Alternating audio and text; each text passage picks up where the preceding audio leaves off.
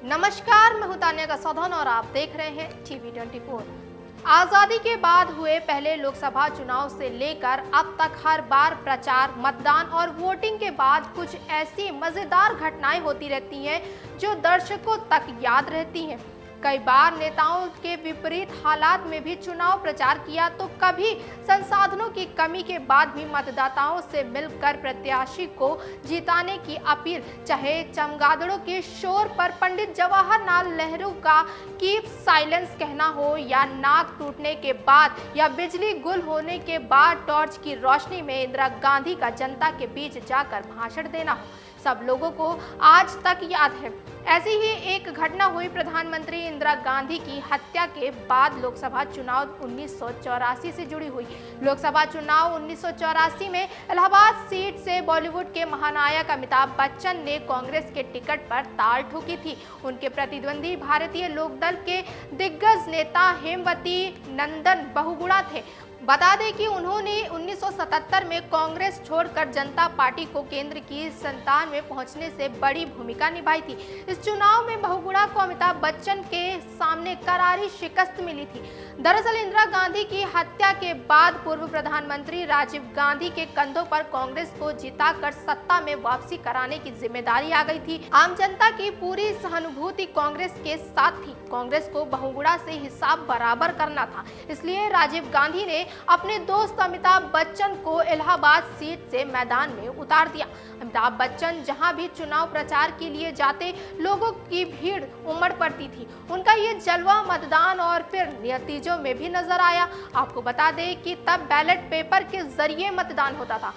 फिर जब मतगणना हुई तो अधिकारी ये देखकर चौंक गए थे कि हजारों मतपत्रों पर अमिताभ बच्चन के पक्ष में मतदान तो किया ही गया, साथ ही महिला मतदाताओं ने बैलेट पेपर पर लिपस्टिक की छाप छोड़ दी थी।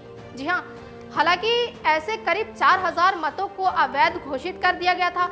इसके बाद भी अमिताभ बच्चन ने अपने दिग्गज नेता हेमवती नंदन बहुगुणा को 1,09,666 के मुकाबले 2,97,461 से हराया था। राजनीति में अमिताभ बच्चन की पारी धमाकेदार जीत के साथ शुरू हुई थी। हालांकि 5 साल बाद कार्यकाल पूरा होने से पहले ही बोफोर्स विवाद की आंच में उनके दामन पर भी पहुंच गई थी। अमिताभ ने लोकसभा की सदस्यता छोड़ी और राजनीति से जल्द ही तौबा कर लिया। फिर जल्द ही उन्होंने राजनीति से पूरी तरह से दूरी बना ली। अब सवाल ये उठता है कि राजीव गांधी को अमिताभ बच्चन को ही इलाहाबाद सीट से उतारने का फैसला क्यों लेना पड़ा था। दरअसल पहले इस सीट से कांग्रेस नेता केपी तिवारी को प्रत्याशी बनाया गया था, लेकिन जब बहुगुणा ने इस सीट से लड़ने का फैसला लिया तो कांग्रेस ने अचानक अमिताभ बच्चन का नामांकन भरवा दिया। इससे बहुगुणा को किसी दूसरी सीट के बारे में सोचने का मौका ही नहीं मिला।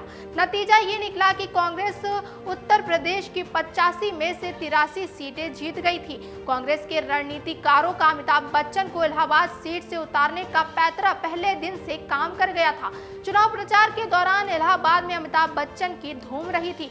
नौजवान मतदाता अमिताभ की एक झलक के लिए घंटों इंतजार करते थे। लड़कियां उन पर अपने दुपट्टे फेंक देती थी। हेमवती नंदन बहुगुणा जनसभाओं में इलाहाबाद में जिंदगी भर के अपने रिश्ते और काम की याद दिलाते रहे, लेकिन अमिताभ बच्चन का ग्लैमर तब भी सर पर चढ़ रहा था। वहीं उनकी जड़ें इलाहाबाद में होने का भी उन्हें भरपूर फायदा मिला। इलाहाबाद की चुनावी सभाओं में अमिताभ कह रहे थे कि मैं जहां जाता हूं छोरा गंगा किनारे वाला कहलाता हूं। प्रचार के बाद मतदान और फिर नतीजा बच्चन के पक्ष में रहा। बॉलीवुड के महानायक की जीत बेशक बेहद धमाकेदार थी, लेकिन उनकी राजनीतिक पारी बहुत छोटी रही। बोफोर्स घोटाले की आंच में गांधी परिवार से भी उनकी दूरियां बढ़ा दी। उन्होंने लोकसभा सदस्यता से कार्यकाल पूरा होने के पहले ही इस्तीफा दे दिया था। फिर उन्होंने ये कहते हुए राजनीति को अलविदा कह दिया कि राजनीति में कदम रखना एक गलती थी। मैं भावनाओं में बहकर चुनावी मैदान में उतर गया। फिर मुझे एहसास हुआ कि राजनीति असल भावनाओं से अलग है। आखिर मैंने हार मान ली। तो ये थी अमिताभ बच्चन की कहानी। तमाम और बड़ी खबरों के लिए देखते रहिए टीवी 24।